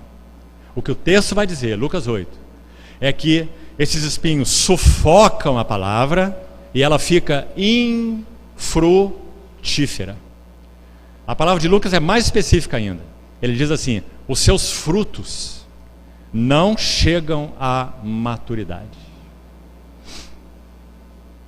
E quando o Senhor nos chamou para sermos sua igreja, o que Ele nos chamou? Para ter um berçário de crianças? As crianças são lindas, né? Eu sou avô de 3 netinhos e estou aguardando mais 2, 5. É uma delícia, não é? Mas será que o desejo do meu coração é que essas 3 que já são realidade, elas permaneçam num berçáriozinho, brincando com seus chocalinhos e com as suas bonequinhas? Ou deseja que elas cresçam para serem mulheres que amam o Senhor, que servem o Senhor, que se necessário entreguem suas vidas pelo nome do Senhor? Qual é o nosso desejo? Bebelozinhos para colocar em cima do armário ou na estante da sala? Ou é que elas cresçam, amadureçam, conheçam o Senhor, o amem, se entreguem a Ele? Não é? Então seus frutos não chegam a amadurecer, porque os espinhos não foram retirados no momento certo, e eles cresceram junto com a palavra. A palavra tem crescido no seu coração, irmão. Se você pode dizer amém, amém, graças ao Senhor. Mas então olhe para os espinhos, peça ao Senhor, porque na verdade é na sua luz que nós vemos a luz. Não vá para a psicanálise e nem faça introspecção, porque você não vai encontrar nada. Mas ore ao Senhor: Senhor, lance luz para que eu veja os espinhos ocultos, presunção, soberba, prosperidade, luzes que acendem aqui e acendem ali, reservas que eu tenho no coração, dúvidas, incredulidade, temores.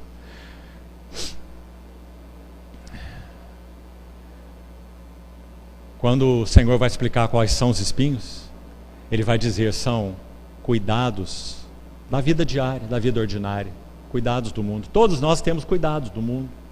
O problema é se eles são espinhos, porque eles não precisam ser espinhos, não é? Você não precisa se entregar a eles, você não precisa viver para eles. Por quê?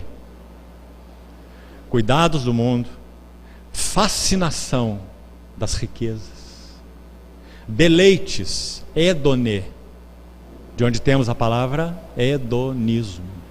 Hedonismo, irmãos, é viver para curtir a vida. Viajar, trocar de carro, comprar casa nova, roupas que não acaba mais, nem no guarda-roupa, né? Deleites da vida. Tem alguma coisa de errado em comprar roupa, em viajar? Não. É errado quando eles regem nosso coração, nos dominam. Sabe, tem casais que viajam para a praia 5 vezes por ano. Quando eles estão em casa, o relacionamento é muito ruim. Então eles têm que viajar 5 vezes para ir para a praia. Mas o que acontece é que eles vão brigar na praia, porque não tem nada na praia que possa mudá-los, não é? Deleites da vida, cuidados do mundo, fascinação das riquezas, deleites da vida. E há mais um espinho que você tem que reunir as 3 menções, Mateus, Marcos e Lucas, para você ver. E o último é: todas as demais ambições. Qual tem sido a ambição do nosso coração, meus amados irmãos? O que você quer mais? Intelectualmente falando, materialmente falando, fisicamente falando? Demais ambições sufocam a palavra e ela fica infrutífera, ou seus frutos não amadurecem. O ano passa, seu cabelo vai ficar branco do que sobrar dele, né? Seu rosto vai ficar bem marcadinho. Mas quando você está em comunhão com outros irmãos, o que é visto ali é um bebê velho. Um bebê velho. Que o Senhor nos guarde dessa figura, porque é uma figura tão feia. Um bebê velho. O Senhor nos chamou para a maturidade. Que coisa mais linda é quando nós podemos beber o bom vinho de uma vida madura em Deus. Não é? Sabe, irmãos, há irmãos na nossa jornada cristã que nos marcam profundamente, não é? Por que eles nos marcaram? O que eles tiveram? Quanto ao mais, diz Paulo, ninguém me moleste, porque eu trago no corpo as estigmata, as marcas do Senhor Jesus. É isso. E só isso, que pela graça de Deus, faz diferença entre um cristão e outro cristão. Nós fomos chamados para sermos homens e mulheres maduros de Deus. Essa é a expectativa do Espírito Santo, que foi enviado para o fiel fiduciário, para administrar as nossas vidas com esse alvo. Filhos maduros de Deus. Vamos para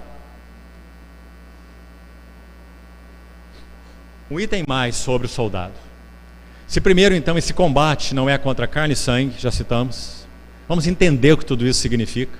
Se em segundo lugar, como o verso que já lemos, ele é destacado, esse soldado, esse combatente, por estar em serviço, certo? Ele não está de folga, de férias, ele está arregimentado, segunda característica. E a terceira, muito bonita e importante, é um combate conjunto. Onde está escrito isso? No verso 3. Participa. Não é, Timóteo? Assenta e assiste o combate desse velho guerreiro chamado Paulo. Não. Ele diz, Timóteo, entra na arena e participa dos meus sofrimentos. Graças a Deus, meus irmãos, é um combate conjunto. E isso é muito importante, porque realmente nós podemos dar o braço uns para os outros. Aliás, se você já ouviu um pouco da história, a legião romana, as legiões romanas se tornaram um exército invencível no seu tempo. Sabe por quê? Por causa do combate conjunto e ordenado. Quando eles faziam aquela muralha com seus escudos que ia da cabeça até o pé, e eles se agrupavam e colocavam aqueles escudos um do lado do outro, era impenetrável. E aqueles homens imensos com aqueles escudos em uma frente de batalha avançavam para cima do inimigo e não tinha chance. Participação conjunta, porque nós somos membros do corpo de Cristo. Um versículo só sobre isso para avançarmos. Quando Paulo escreve aos Gálatas no capítulo 6, ele fala assim: se algum de vós for surpreendido em alguma falha, vós que sois espirituais, corrigi-o com espírito de brandura e guarda-te para que não sejas também tentado. E aí no verso 2 de Gálatas 6 ele diz assim: levai as cargas uns dos outros, e assim cumprireis a lei de Cristo. A palavra cargas ali é uma carga pesada que você não consegue levar sozinho. Então diz, levai esse fardo pesado, ajudemos então uns aos outros. Mas no mesmo contexto, mais abaixo, versos 5 ou 6, ele vai dizer assim: cada um levará o seu próprio fardo. Aí você diz, mas como, Paulo? Parece que você está sendo incoerente aí. É porque um é o fardo pesado, impossível de se carregar sozinho. Mas a outra palavra para fardo lá, na língua original, é um pacote comum, como um pacote de supermercado, que você foi fazer uma comprinha. Você não precisa chamar o vizinho para ajudar você a levar a sua comprinha de supermercado. Então nós precisamos aprender duas coisas aí. Uma é que o nosso orgulho seja quebrado, para que nós possamos partilhar com nossos irmãos aquele fardo que tem sido realmente um fardo pesado, que tem agoniado os nossos corações. E por ele nós devemos combater juntos. Mas nós também precisamos aprender o outro lado e deixarmos de ocupar os nossos irmãos com pacotinhos de supermercado, porque cada um de nós deve aprender a levar o seu próprio fardo, seja o que for que ele signifique. Uma limitação, uma tribulação, uma enfermidade que seja, porque sim, é responsabilidade nossa, é um trato do Senhor conosco. Jó disse que o Senhor, aliás, as palavras de Eliú para Jó, dizendo que o Senhor, Eliú representa o Espírito Santo naquele livro. Quando o Senhor aflige o justo, então pela aflição ele lhe abre os ouvidos. Então, meus irmãos, graças a Deus por esse equilíbrio tão lindo. E nós somos tão apressados às vezes, não é?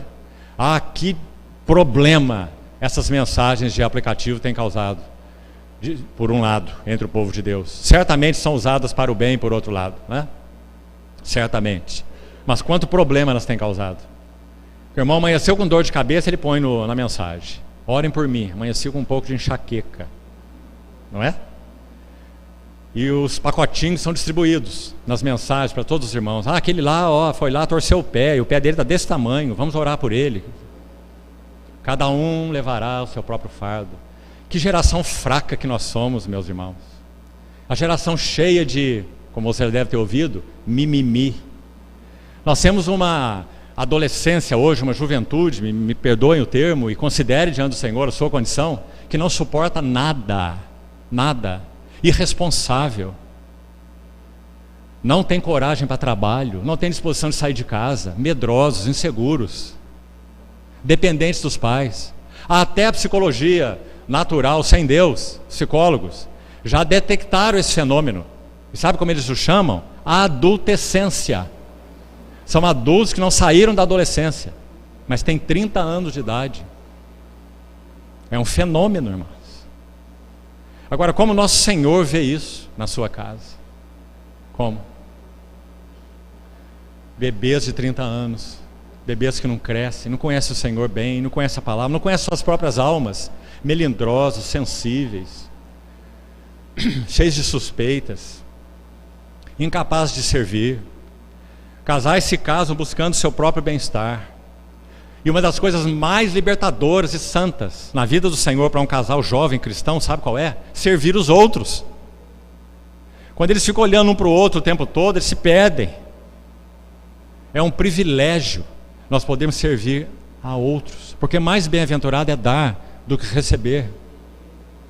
Então, meus irmãos, que libertação para nós aprendermos essas coisas, não é? Então que o Senhor ajude a juventude de hoje, porque estamos imersos nesse contexto. E sabe qual é o ponto-chave central aí? Porque nós não estamos falando para jovens do mundo, mas para jovens que pertencem ao Senhor. Qual é o ponto central então? Conheça melhor ao Senhor, porque conhecendo o Senhor você conhecerá a sua própria alma, você o amará mais. Um irmão do século XIII, se não me engano, veja, ele viveu antes da chamada Reforma Protestante, século XIII, chamado Ricardo de Chichester, uma cidade no Reino Unido. Ele escreveu assim: Senhor, 3 coisas te peço, não mas negues antes que eu morra: que eu te veja com mais clareza, que eu te ame com mais ternura e que eu te siga mais de perto. Que lindo, meus amados irmãos. Isso resume toda a nossa vida, não é? O que você quer mais do que ver o Senhor com mais clareza, do que amá-lo com mais ternura e do que segui-lo mais de perto? Você será o jovem irmão, a jovem irmã mais realizado da face da terra, se isso for realidade para você. Independente de você ser casado ou solteiro, isso não tem nada a ver com nada.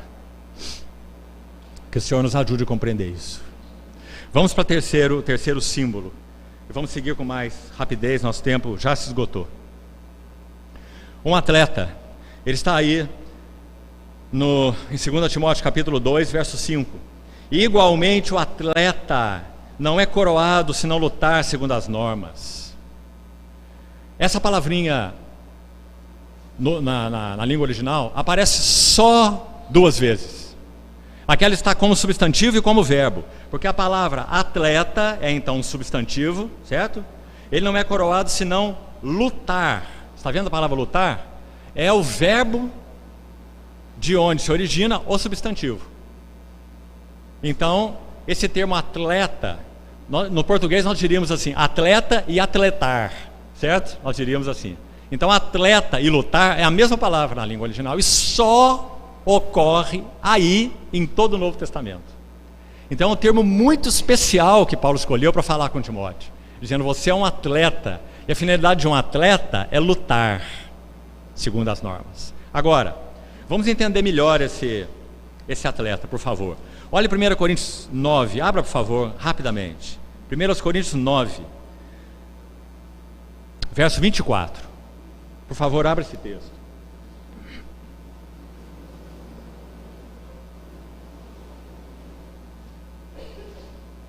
Primeiros Coríntios 9, 24. Não sabeis vós que os que correm no estádio, todos na verdade correm, mas um só leva o prêmio? Correi de tal maneira que o alcanceis. Atenção ao verso 25 agora, capítulo 9 de 1 Coríntios, verso 25. Todo atleta em tudo se domina. Atenção para a palavra domina. Ela fala de, um termo que, como já falei, por causa do contexto dessa geração em que vivemos, ele soa muito atravessado no nosso ouvido. A palavra domina aí é literalmente autorrestrição. Ou seja, cuidado com lazer demais, com comida demais, com sono demais, com tudo demais. Autorrestrição. Paulo está dizendo que se não houver isso, pela graça de Deus e pelo auxílio do Espírito Santo, sempre, é implícito isso, não precisamos estar falando isso em todo o tempo, não é? É a graça que nos supre para tudo, da sua plenitude recebemos graça sobre graça, mas o perigo é essa graça que nos é dada se tornar vã. 1 Coríntios 15, 10. A graça que me foi concedida, diz Paulo, não se tornou vã. Antes eu trabalhei mais do que eles, que são todos os apóstolos. Porém não eu, mas a graça de Deus comigo. Então, se domina autorrestrição ou moderação. Sejamos moderados, meus irmãos, naquilo que fazemos, naquilo que comemos, naquilo que vestimos.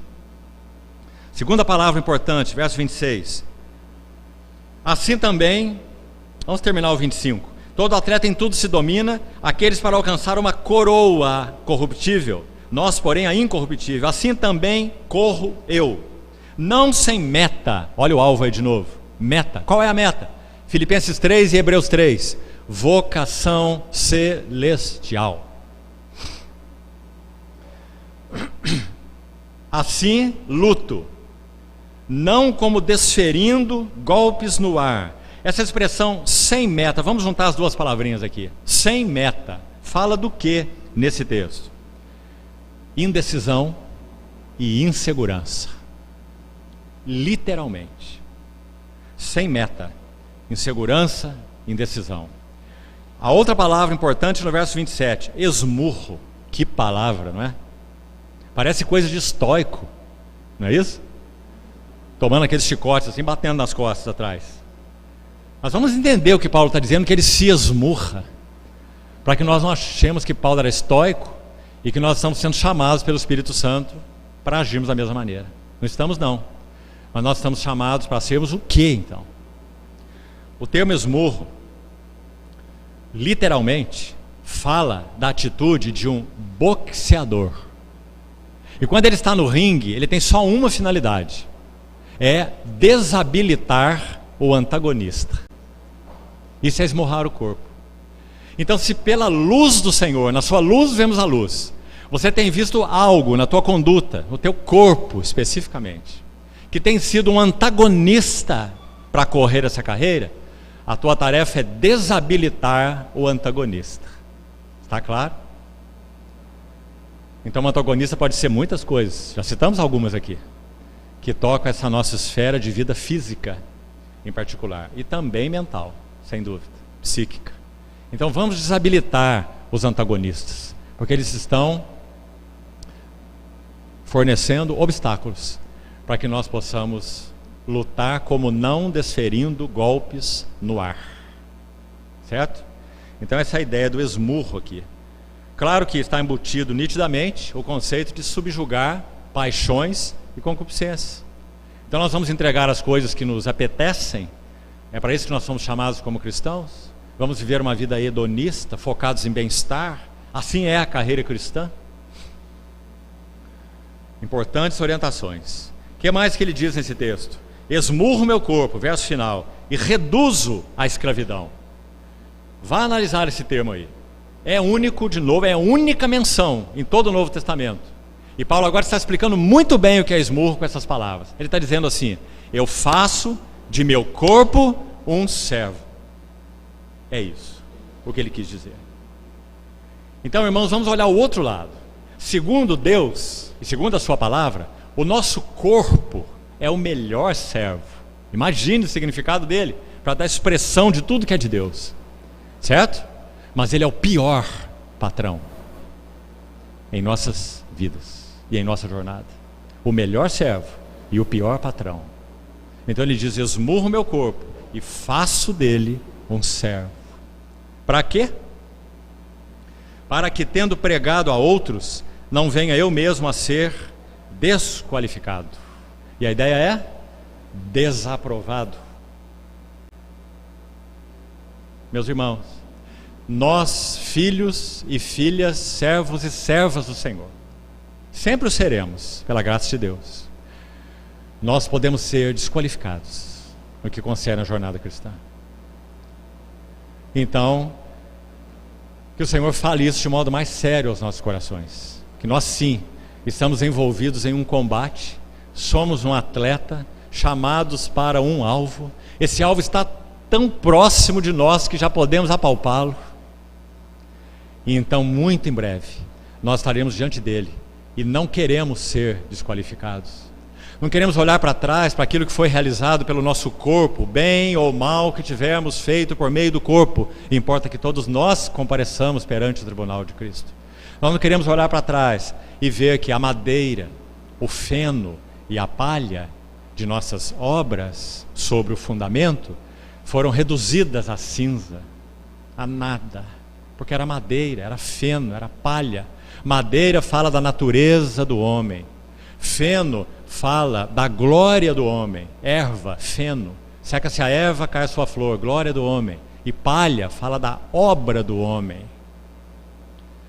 Que naquele dia, meus irmãos, nós possamos, pela graça de Deus, olhar para trás e vermos que o ouro, natureza, vida e glória de Deus. Ouro. Prata, pessoa e obra do Redentor. Pedras preciosas, o ministério e o trabalho do Espírito Santo. Nós possamos olhar para trás e ver que mesmo através de vasos frágeis como nós, ouro, prata e pedras preciosas foram edificadas. Então o Senhor diz: esse receberá galardão. Já falamos um pouco sobre isso, por mais impressionante que isso possa parecer. Porque qualquer ouro, qualquer prata e qualquer pedra preciosa vem dele para nós. Mas dele nós somos cooperadores. Então, por último,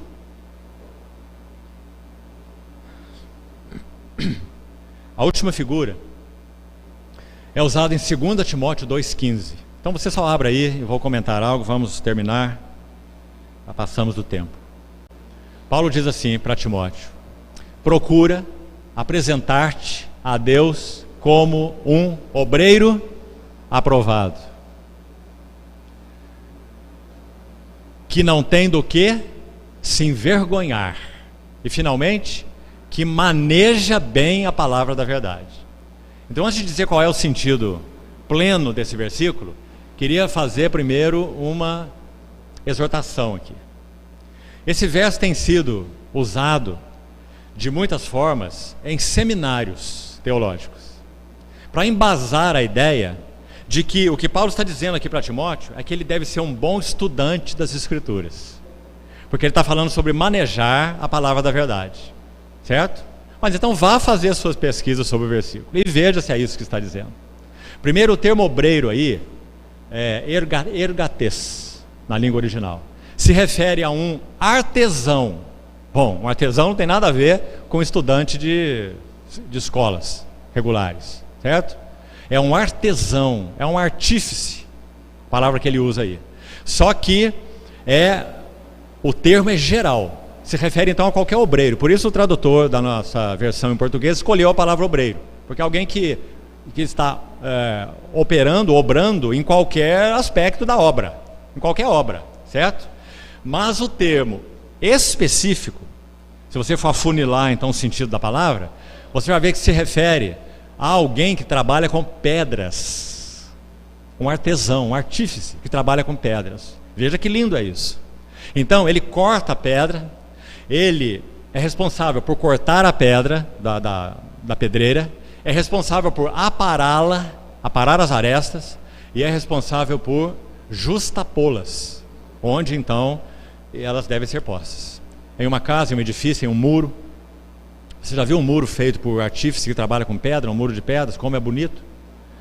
Alguns deles nem trabalham as pedras, né? Eles só escolhem as pedras e encaixam, e fazem uma estrutura muito linda. São artesãos de pedras, né? Mas a ideia aqui esse artesão recebeu uma planta. Olha que ideia completa, uma planta. O apóstolo Paulo era um artesão. Ele recebeu a planta celestial, o mistério oculto de séculos e de gerações, o mistério Cristo e a igreja. E essa planta tem linhas definidas, delimitadas, é assim que deve ser feito. Então ele, como cooperador de Deus, ele vai à pedreira, e ele corta a pedra, e ele apara as arestas, para que elas sejam justapostas na edificação de Deus. Essa é a ideia de Timóteo, 2 Timóteo 2,15. Então, para completar, em que sentido ele maneja bem a palavra da verdade? É que o que faz os cortes nessas pedras, desde a pedreira até o aparo, para que seja justaposta adequadamente num edifício, o que faz esse corte é a palavra da verdade. Por isso o termo maneja também na língua original significa corta um caminho reto, literalmente. Então ele tem a planta, ele tem os cortes, ele tem o traçado, então ele vai cortar um caminho reto com a palavra da verdade. Isso tem aplicação em todos os sentidos de nossas vidas. Ajudarmos uns aos outros com a palavra da verdade para que arestas sejam aparadas. Como nós somos pontiagudos, não é assim? Mas é interessante como que nós somos. Por um lado, nós somos, por natureza, um cacto. Ninguém pode chegar que vai ser espetado, né? Mas por outro lado, também nós nos parecemos aquela florzinha que, quando eu era criança, chamava de dormideira. Não sei se tem outro nome. É uma florzinha bonita, vermelha, que você encosta nela, ela faz assim, ela se fecha. Melindrosa a dormideira, né? Então a palavra da verdade do Senhor precisa fazer cortes em nós. Todos nós cristãos, meus irmãos, no bom sentido, precisamos de uma casca um pouco mais grossa, para que nós sejamos menos sensíveis ao outro que falou, ao outro que não falou, aquele que fez e o outro que não fez, para que os nossos relacionamentos no corpo de Cristo possam ser justapostos, edificados. Deixe o outro ser como ele é. E o Senhor, na sua graça e a seu tempo, que Ele nos ajude a, manejando a palavra da verdade, nós possamos aparar uns aos outros, para sermos bem justapostos, bem edificados. E esse é o quarto símbolo que eu gostaria de destacar. É um artesão. Guarde isso, viu? Não é um estudioso, não. Embora estudar as Escrituras seja muito importante, nós precisamos de muito mais do que estudar as Escrituras. Então, Senhor, guarde essas figuras no nosso coração, há mais delas, aí nesse capítulo mesmo de 2 Timóteo 2, nós vamos ficar com essas e vamos parar aqui por hoje. Vamos orar. Senhor, te agradecemos porque o Senhor nos introduziu no amor, no coração de teu amado Pai, nosso Pai Celestial. Obrigado porque é aí que estamos incrustados e sabemos que nada nos separará de teu amor. Mas sim, Senhor, temos juntamente um clamor diante dos teus ouvidos. Não nos deixe fracos e meninos na tua casa. agitados de um lado para outro e levados ao redor por todo o vento de doutrina. Pedimos ao Senhor que ilumine os olhos do nosso coração, para que vejamos algo mais das belezas e glórias de Teu Filho, e estejamos sendo atraídos de tal forma que tudo em nosso coração seja conquistado. Assim nós oramos, Senhor, entregando a Ti a comunhão dessa noite na Tua palavra. Administra em nossos corações para o louvor da glória da Tua graça. Em nome do Senhor Jesus, oramos. Amém.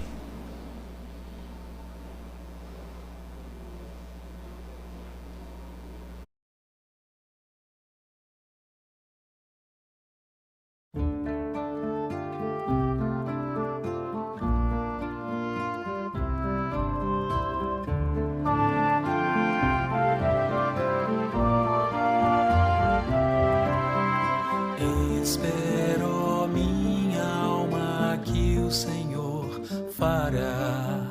Descanse enquanto vês Ele te transformar. Olha, pois Ele não tardará.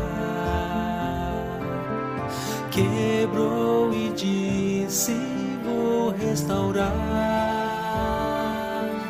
Quebrou e disse: vou restaurar.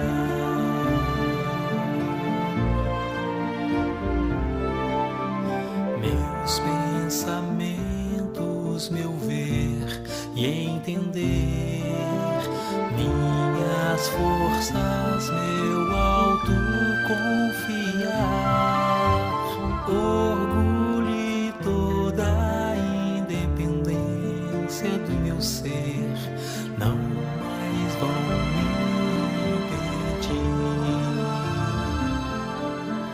Teu Espírito em mim fluirá. Teu Espírito em mim fluirá. Teu Espírito em mim fluirá. Sem forma ficarei e sei que é bom